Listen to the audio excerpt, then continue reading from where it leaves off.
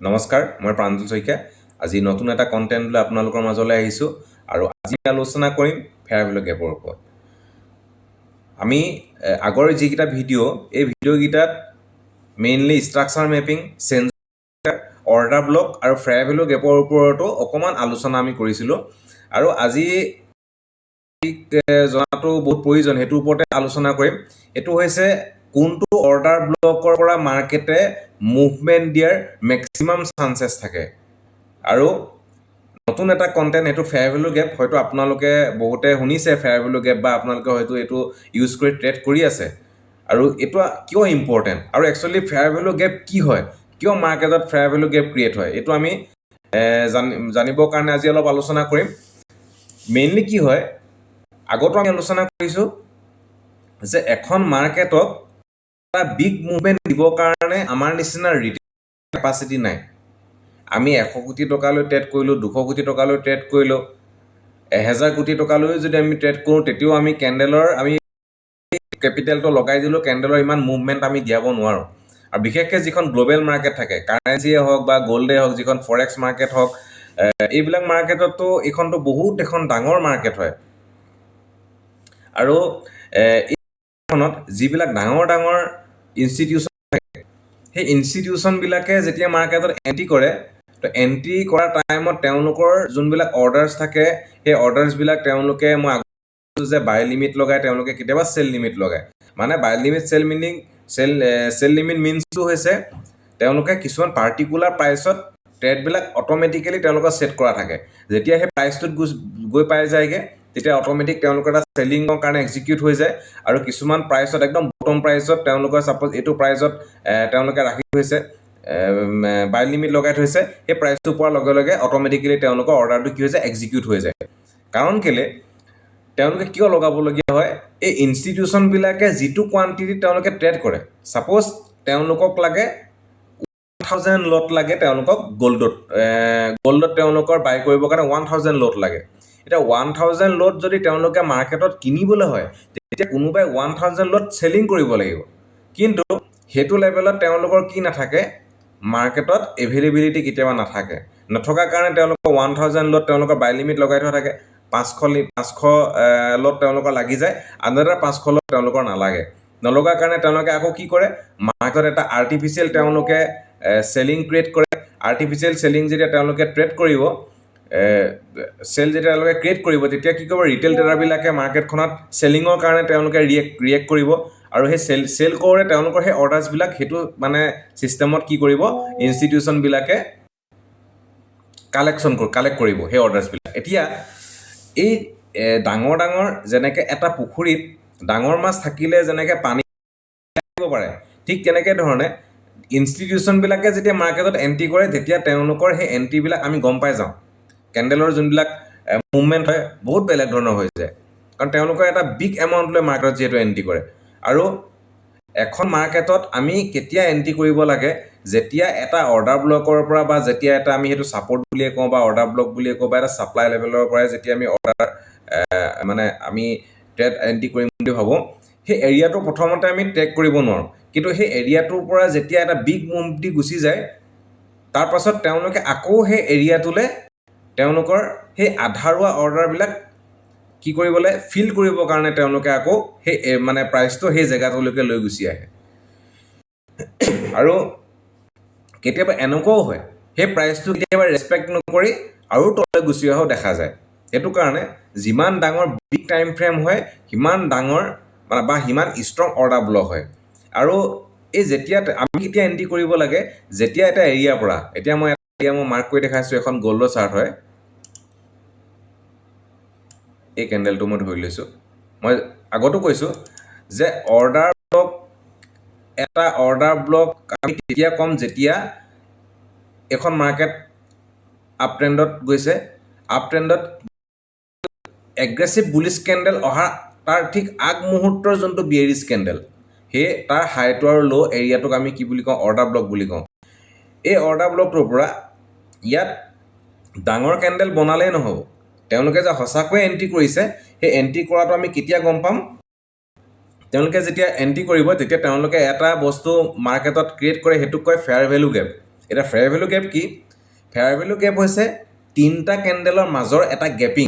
যেনেকৈ এই যিটো কেণ্ডেলটো মই এতিয়া মাৰ্ক কৰিলোঁ, এই কেণ্ডেলটোৰ হাইটোত দেখিছে আপোনালোকে এই ৰেক্টেংগলটো যে মই বনাইছোঁ, তাৰ যোনটো আপাৰ পাৰ্টটো সেইটো এই মানে বিয়েৰিছ কেণ্ডেলটোৰ বা মানে চেলিং কেণ্ডেলটোৰ ওপৰ এৰিয়াটোত আছে, আৰু ইয়াত থাৰ্ড কেণ্ডেলটো হৈছে এইটো।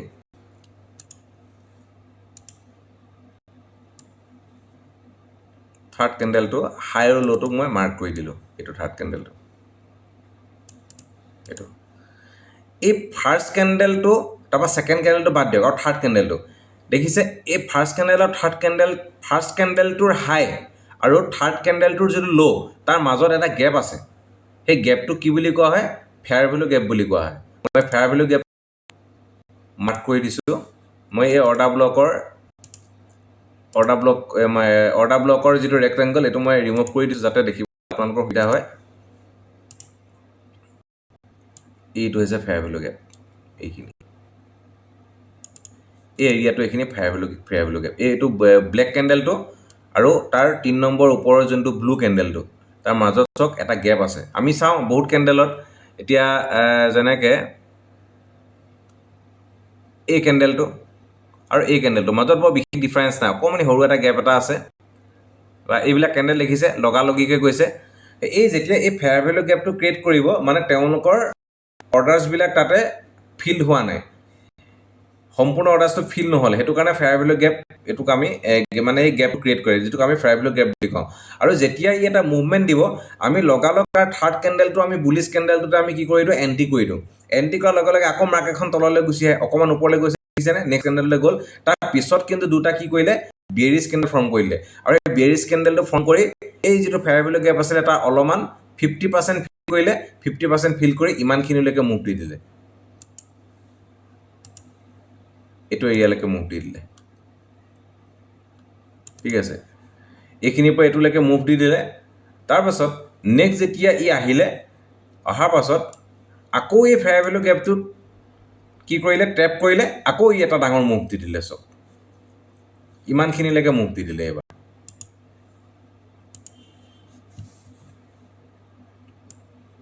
এইখিনিলৈকে মুভ দি দিলে।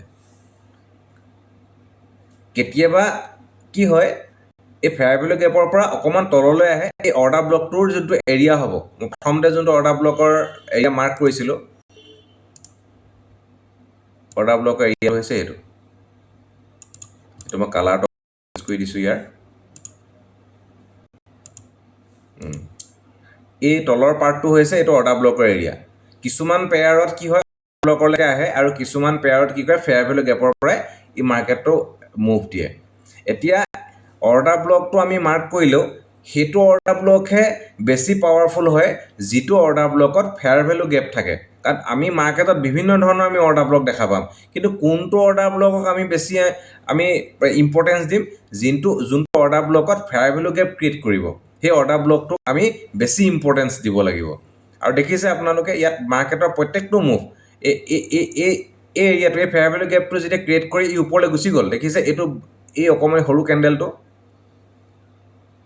ব্লেক কেণ্ডেলটো, তাৰপিছত ডাঙৰ এইটো বুলিছ কেণ্ডেল, নেক্সট আকৌ বুলিছ কেণ্ডেল, এই বিয়েৰিছ কেণ্ডেলটো আৰু ওপৰৰ 3 নম্বৰ ওপৰত যোনটো বুলিছ কেণ্ডেল আছে তাৰ মাজত আকৌ ফেয়াৰ ভেলু গেপ আছে। তাৰপৰা এই কেণ্ডেলটো তললৈ আহিলে এই ফেয়াৰ ভেলু গেপত ট্ৰেপ কৰিছে, আকৌ ওপৰলৈ মুভ দি দিলে, আকৌ আহিলে, আকৌ ইয়াৰ যিখিনি বাকীখিনি ফেয়াৰ ভেলু গেপ বাকী আছিলে, এই কেণ্ডেলটো আহি এইখিনি ট্ৰেপ কৰিলে, তাৰপাছত ই কণ্টিনিউ মুভ দি আছে। তো সেইটো কাৰণে ফেয়াৰ ভেলু গেপটো এটা বহুত ইম্পৰ্টেণ্ট হয়। ফেয়াৰ ভেলু গেপৰ লগত আমি হায়াৰ টাইম ফ্ৰেমৰ যোনটো অৰ্ডাৰ ব্লক থাকে, সেই অৰ্ডাৰ ব্লকবিলাক আমি মাৰ্ক কৰিব লাগিব। মাৰ্ক কৰি লৈ মাৰ্কেটখন আমি ট্ৰেণ্ডটো আইডেণ্টিফাই কৰিব লাগিব, ক'ত চেঞ্জ অফ কেৰেক্টাৰ হৈছে, বা চেঞ্জ অফ কেৰেক্টাৰ আৰু এটা আমি ক'ব পাৰোঁ MSS বুলি আমি কওঁ, চেঞ্জ অফ কেৰেক্টাৰ হৈছেনে নাই হোৱা, সেইটো আমি চালোঁ। বা ট্ৰেণ্ডিং মাৰ্কেট এখনত যেতিয়া ই ওপৰলৈ গৈ থাকিব, এই তললৈ আহি ৰিট্ৰেচমেণ্ট কৰিবলৈ যেতিয়া আহে, আমি তেতিয়া এণ্ট্ৰি কৰিব লাগে। ৰিট্ৰেচমেণ্টত আমি যিহেতু এণ্ট্ৰি কৰোঁ, ৰিট্ৰেচমেণ্ট কৰিবলৈ আহোঁতে আমি চাব লাগিব যে কোনখিনি জেগাত ফেয়াৰ ভেলু গেপ আছে, এই ফেয়াৰ ভেলু গেপটোত টেপ কৰি ওপৰলৈ আকৌ সি এটা আমাক মুভ দিব। আৰু এটা ছিংগল টাইম ফ্ৰেমত নহয়, আমি মাল্টিপল টাইম ফ্ৰেমত আমি কেনেকৈ ধৰণে এইটো এনালাইচিছ কৰিব লাগে, কম্বাইন কেনেকৈ কৰিব লাগে, এইখিনি কোনটো ফেয়াৰ ভেলু গেপৰ ওপৰত যিখিনি ক'লোঁ এইখিনিৰ ওপৰত বেছ কৰি আমি এণ্ট্ৰি কৰিব নোৱাৰোঁ। ইয়াৰ লগত আৰু বহুতখিনি বস্তু কম্বাইন কৰিবলগীয়া হয়। কোনটো এৰিয়াত আমি এণ্ট্ৰি কৰিম, আৰু কেতিয়াবা এনেকুৱাও হয়, কেতিয়াবা ফেয়াৰ ভেলু গেপে প্ৰথম অৱস্থাত কাম নকৰে। মানে এইটো ফেয়াৰ ভেলু গেপটো চাপ'জ ইয়াত আছিলে, গুচি আহিব পাৰে তললৈ। তো তাৰ সেইখিনি আমি ফাইণ্ড আউট কৰিব জানিব লাগিব। কাৰণ যদি ফেয়াৰ ভেলু গেপৰ পৰাই আমি যদি চিয়'ৰ্ছত আমি এটা হেঁতেন, তো তেতিয়া আমাৰ সকলোৱে প্ৰফিট কৰিব পাৰিলেহেঁতেন। ঠিক আছে, তো সেইটো কাৰণে ফেয়াৰ ভেলু গেপো কেতিয়াবা ফেইল হয়, কিন্তু কোনটো ফেয়াৰ ভেলু গেপ বেছি ষ্ট্ৰং, কোনটো ফেয়াৰ ভেলু গেপ উইক, কোনটো ৰেচপেক্ট নকৰিবও পাৰে, তো সেইখিনি জানিবৰ কাৰণে আমি আৰু এডভান্স কিছুমান কণ্টেণ্ট আমি জানিব লাগিব। আজি ফেয়াৰ ভেলু গেপৰ ওপৰত ডিছকাশ্যন কৰিলোঁ। আশা কৰোঁ ইয়াৰ পৰা যথেষ্টখিনি ইনফৰমেশ্যন পাইছে, আৰু যদি এইটো আপোনালোকৰ আপোনালোকৰ বেনিফিট হৈছে বুলি ভাবে, ভিডিঅ'টো এবাৰ লাইক, এটা কমেণ্ট কৰি দিব, আৰু লগতে যদি আপোনালোকে ভাবে যে এইটো শ্বেয়াৰ কৰিলে কাৰোবাৰ বেনিফিট হ'ব পাৰে, যদি কোনোবা আছে আপোনালোকৰ ফ্ৰেণ্ড চাৰ্কলত, এইটো শ্বেয়াৰ কৰি দিব পাৰে। Thank U.